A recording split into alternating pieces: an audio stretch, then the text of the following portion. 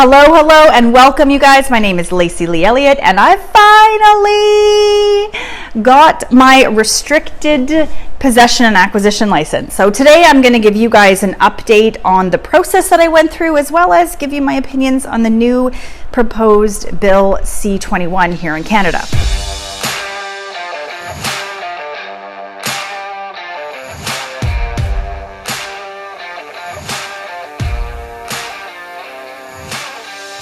Now, for those of you that don't know, PAL stands for Possession and Acquisition. This is the license you need here in Canada to legally obtain a firearm or ammunition. I got my restricted possession and acquisition license so I could get handguns that are not prohibited, as well as short-barreled rifles and shotguns. Now, I mentioned this previously, but I started looking into this about 4 years ago when I was traveling alone in my travel trailer, and I wanted protection. However, it is pretty much illegal here in Canada to possess anything for protection. So anything from a firearm, a knife, or even bear spray. Now, yes, I've done some digging, I've done some research, I've talked to a few of you on social media and email, but it really just was a gray area. So honestly, I just decided against it. However, if you watched my previous video, you will know that during COVID, our government started to make some really strange changes to the gun ownership laws here in the country. And honestly, I felt like they were trying to disarm Canadians. So I decided if I was going to do it, I should do it sooner rather than later. Honestly, I wanted to feel safe handling weapons or handling guns. I wanted to learn how to target shoot, and honestly, I grew up in Alberta. My family were ranchers, and I thought, you know what, it'd be a great life skill to learn how to hunt. So I took my firearm safety course with Silver Corps here in Langley at a place called The Range, and I learned the basics of handguns and rifles so I could feel safe around them. Now, for me personally, it took about 10 months to get my RPAL. Now, the payment went through about 6 to 8 weeks after sending in my paperwork, but they didn't get in touch with my references until about 8.5 months into the process. And then, bam, 11 months later, I got it in the mail. Now, this could not have come at a better time because our lovely Canadian government is looking at passing yet another bill that is targeted at controlling registered and legal gun owners like myself. Canadian government has introduced a legislation to implement a national handgun freeze on the sale and purchase of handguns as part of their gun control package with the new Bill C-21. And I just want to know, why are they trying to tighten the laws with people who have already got their handguns, their ammunition, the legal way? Now, a registered gun owner needs to get properly trained. As I mentioned before, we have background checks done and references done in order to get our PAL or the RPAL. Any firearm or ammunition is purchased legally and has to be registered. Now, I know that there was that horrible shooting down in Texas, and I'm pretty confident that Trudeau is using that to launch part of his plan, but at the end of the day, what does that have to do with Canadians? The US is a foreign country, and they have a very, very different gun culture down there than we do. And think about it. Like, honestly think, no matter what country you are in, whether you're in Canada or in the United States, the people who have obtained their firearms legally, are these the people that are committing any of these crimes? No. So what sense does this make? Why wouldn't our government spend more time, money, energy, and resources trying to figure out how to have an impact on the guns and ammunition that have been obtained illegally? Wouldn't that not make a lot more sense? I mean, if you used your own brain and critical thinking skills, what good does controlling the gun owners who have been following the rules, following the laws, what good does it actually do to put more laws on them? I mean, why would they not want to crack down on the gun smuggling that's already going on, and more energy and time into firearms that are being retained against the law?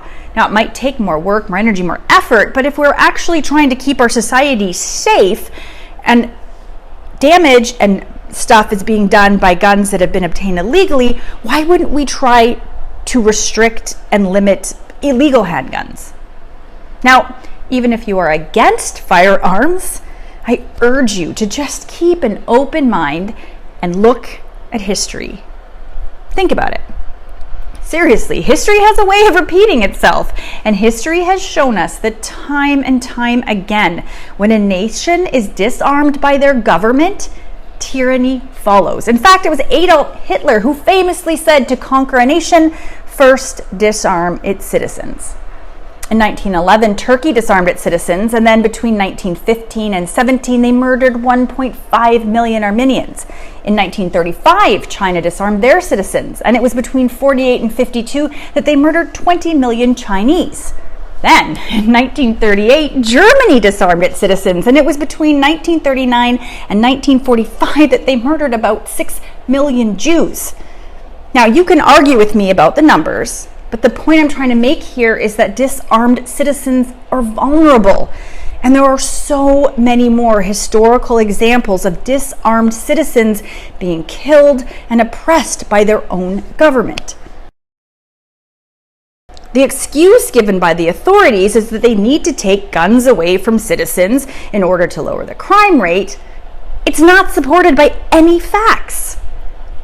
Even if a government does not turn on its own citizens after they've disarmed them, people are actually less safe because the legally unarmed citizens are now easy targets to criminals who obtained these things against the law. Over and over and over again, it's been clearly shown that taking guns away from citizens does not actually lead to a decrease in crime, but often an increase. Australia, for example, disarmed its citizens, and then it was about a year later that the homicide rate in their largest province went up about 300%, and the burglaries of seniors was drastically high. Yeah, I guess the criminals didn't turn their weapons in, right? I mean, it was only the law-abiding citizens that turned them in. A disarmed population is fair game for a leader of any country who may be aspiring to become a dictator. History has shown us that. A dictator is when a leader controls with absolute power. Does that sound like anyone we might know here in Canada? A disarmed population is fair game. Tightening gun control on law-abiding citizens makes no logical sense. So if you agree with this new proposed law, I'd love to hear your thoughts. I'm open to conversations. Maybe I've missed something. But it just doesn't make any sense to me. Zero. The primary characteristic of a violent criminal is that they do not follow the laws. Therefore, they won't actually be affected by any changes made in the laws. Changes in these laws are only going to affect the people who choose to follow them. And since Canadian gun owners are statistically the most well-vetted and law-abiding citizens, because not only is it a condition of getting their PAL, but it's also a condition of maintaining their possession and acquisition license. These proposed changes will have virtually zero effect on gun violence. Zero. Now, the only possible purpose for this legislation that I can think of is a disarmed and helpless population at the mercy of a government with an alarming number of ethics violations and the most totalitarian policies of any Canadian government in history. It's a bad combination. And any person who can think for themselves should be able to see that clear as day.